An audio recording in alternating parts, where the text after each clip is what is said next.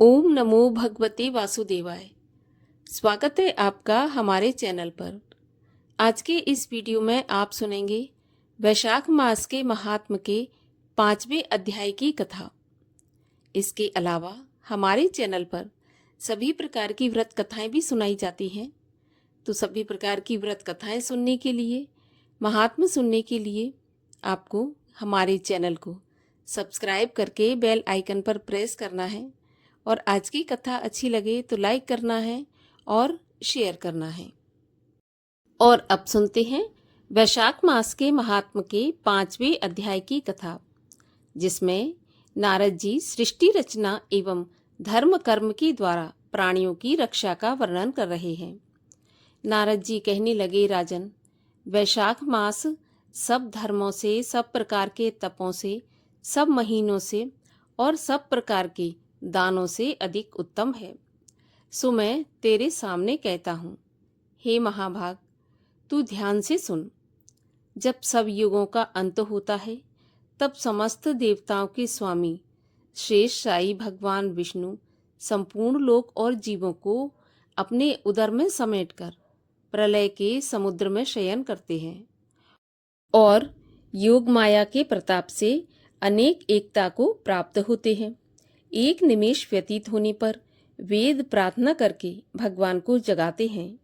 तब भगवान ने अपने उदर में स्थित जीवों की जो रक्षा की थी, उन्हें अपने किए कर्मों का फल देने की इच्छा से सृष्टि के रचने का मन में विचार करने लगे। तब विष्णु भगवान की नाभि से त्रिलोकी का आधार रूप स्वर्णमय कमल उत्पन्न हुआ।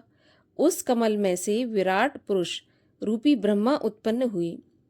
तब भगवान ने उस विराट पुरुष में से 14 भुवन उत्पन्न किए, जिनके भिन्न भिन्न प्रकार के कर्म और आश्रय हैं। ऐसे अनेकों प्राणियों के समूह की रचना करके सत, रज, तम ये तीनों गुणों तथा प्रकृति, मर्यादा और भुवनों के स्वामी रचे। तत्पश्चात वर्णाश्रम के विभाग करके धर्म की कल्पना करते हुए 4 वेदों के तंत्र सहित स्मृति, पुराण, इतिहास रचकर धर्म की रक्षा के निमित्त इनके प्रवर्तक ऋषि लोग प्रकट किए। इन ऋषियों ने अलग अलग वर्णों के अलग अलग धर्म प्रवृत्त किए, जिन पर सब प्रजा श्रद्धा के साथ आचरण करने लगी। सब प्रजा अपने अपने आश्रम उचित धर्मों में लगी हुई है या नहीं, यह देखने के लिए साक्षात अविनाशी सर्व अंतर्यामी भगवान प्रजा को कर्म फल का डर दिलाने के लिए तथा उसकी परीक्षा के निमित्त पृथ्वी पर आए और मन में विचार करने लगी कि प्रजा संपूर्ण धर्मों को सुखपूर्वक किस समय में किस प्रकार से करे। मैंने यह वर्षकाल निर्माण किया है। इसमें सब प्रजा कीचड़ आदि में फंसकर दुखी हो रही है, जिससे वे धर्मों को नहीं कर सकती। यह देखकर उन्हें दुख होने लगा, मन प्रसन्न नहीं हुआ। मेरा प्राणी कोई दुख नहीं पाए, अतः उन्हें देखूं। शरत काल में सब लोग खेती में लग रहे हैं, इससे पूर्ण रीति से धर्म नहीं कर सकते। कोई पके फलों की अपेक्षा कर रहे हैं, कोई वर्षा से पीड़ित हैं, तो कोई शीत से दुखी है, इसलिए धर्म कर नहीं कर पाते। इनकी यह मति देखकर मुझे संतोष नहीं होता। हेमंत ऋतु में सर्दी के कारण लोग प्रातःकाल नहीं उठते और सूर्योदय से पहले न उठते देखकर मुझे उन पर क्रोध उत्पन्न होता है। शिशिर काल में भी लोग प्रातःकाल के समय शीत से पीड़ित रहते हैं और फसल के पक जाने की प्रतीक्षा करते हैं। जो मनुष्य जाड़े के मारे प्रातः स्नान करने की केवल सोचा ही करते हैं, उनके शुभ कर्म लुप्त हो जाते हैं, जो कभी पूरे नहीं होते। यह समय प्रेक्षण का नहीं है, ऐसा विचार कर भगवान ने वसंत ऋतु को संपूर्ण पातकों का निवारण करने वाली माना है। यह ऋतु स्नान, दान, यज्ञ, क्रिया, भोग और सब प्रकार के धर्मों का साधन करने के लिए बड़ी अनुकूल है। इस ऋतु में धनवान लोग सब वस्तु बिना प्रयास के ही प्राप्त कर लेते हैं, अतः उनको धन से सुख तो मिलता ही है। जो विष्णु भगवान के भरोसे रहते हैं, उन लोगों का धर्म का साधन यही द्रव्य है। वसंत ऋतु में संपूर्ण द्रव्य लोगों को सुखदायक होते हैं। इस ऋतु में दान योग्य, धर्म योग्य और सब कुछ भोगने योग्य निर्धन, लूले, लंगड़े, व्याकुल और महात्माओं को संपूर्ण द्रव्य तथा जल आदि सुलभ है, इसमें संशय नहीं है। मेरे प्रियजन, इन द्रव्यों से अपना हित साधन करते हुए पत्र, पुष्प, फल, शाक इत्यादि प्रिय वचनों से, माला, तांबूल, चंदन, पग धोना आदि से नम्रता के साथ साधन करते हैं और मैं उनको वरदान देता हूँ। ऐसा कहते हुए विष्णु भगवान लक्ष्मी सहित चारों ओर वन देखते हुए आगे चले, जहाँ अनेक प्रकार के फूल खिल रहे हैं तथा हृष्ट पुष्ट प्राणी रह रहे हैं और मतवाले भ्रमर एवं पक्षी विचर रहे हैं।